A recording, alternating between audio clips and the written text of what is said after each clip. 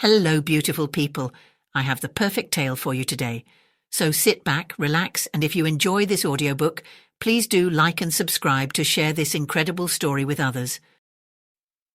A Leaf from Heaven by Hans Christian Andersen. High up in the thin, clear air there flew an angel bearing a flower from the garden of heaven. As he kissed it, a tiny leaf drifted down into the muddy soil in the middle of the wood. It very soon took root there, and sprouted and sent up shoots among the other plants. "That's a funny kind of slip," said the plants, and neither the thistle nor the stinging nettle would have anything to do with the stranger. "It must be some low kind of garden plant," they said, grinning and making fun at it. But it grew, and like no other plant its long branches spread far about. "Where do you think you're going?" said the tall thistles, who have thorns on each of their leaves. "You're taking a good deal of space. That's a lot of nonsense. We can't stand here and support you." When winter came, the snow covered the plant, but from it the blanket of snow received a glow as if the sun were shining from below. Then the spring returned, and the plant was in glorious bloom, more beautiful than any other in the forest. And now there came to the forest a professor of botany who could show what he was with many degrees. He carefully inspected the plant and tested it, but decided it was not included in his system of botany. He could not possibly learn to what class it did belong. "This must be some unimportant variety," he said. "I certainly don't know it. It's not included in any system." "Not included in any system," said the thistles and the nettles.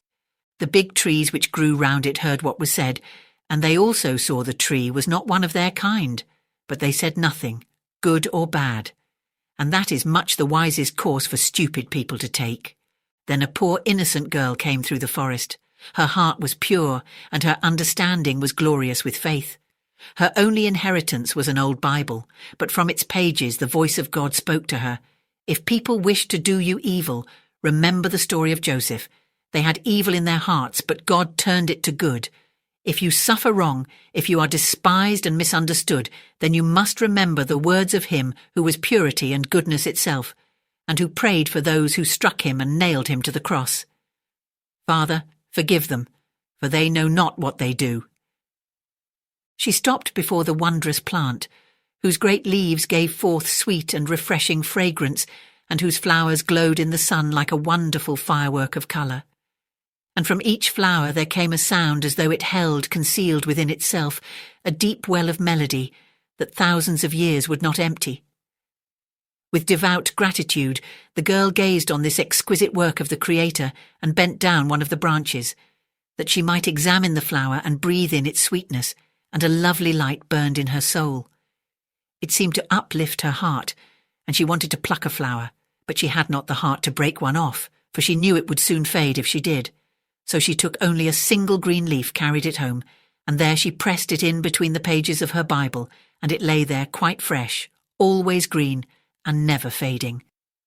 It was kept in the pages of that Bible, and with that Bible it was placed under the girl's head when, some weeks thereafter, she lay in her coffin. On her gentle face was the solemn peace of death, as if the earthly remains carried the imprint of the truth that she now was in the presence of her Creator. But the marvellous plant still bloomed in the forest.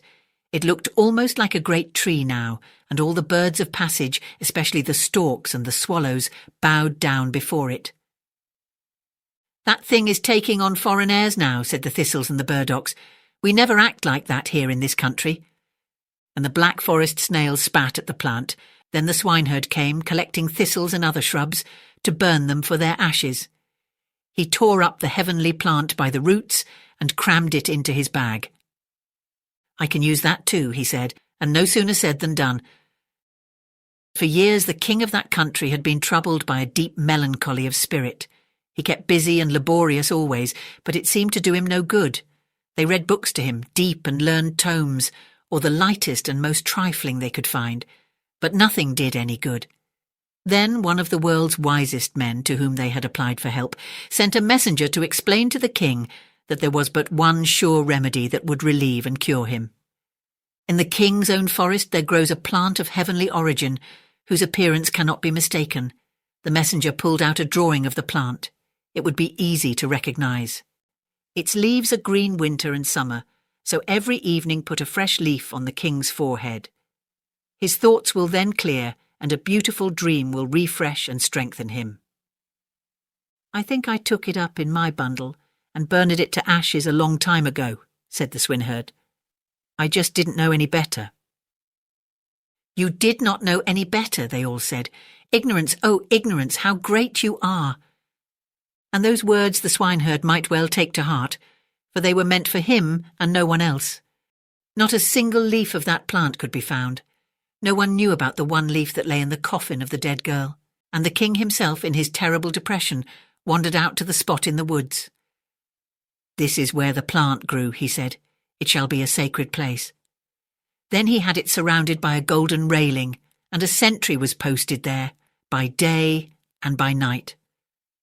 The professor of botany wrote a thesis on the heavenly plant. As a reward, he was gilded all over, and that gilding suited him and his family very well indeed. As a matter of fact, that was the pleasantest part of the whole story, for the plant had disappeared. The king remained as melancholy and sad as before, but then he had always been that way, said the sentry. Thank you for listening. I hope you enjoyed this audiobook. If you did, please like, subscribe, and comment to help share this story with others. Take care of yourself, and come back soon for another terrific tale.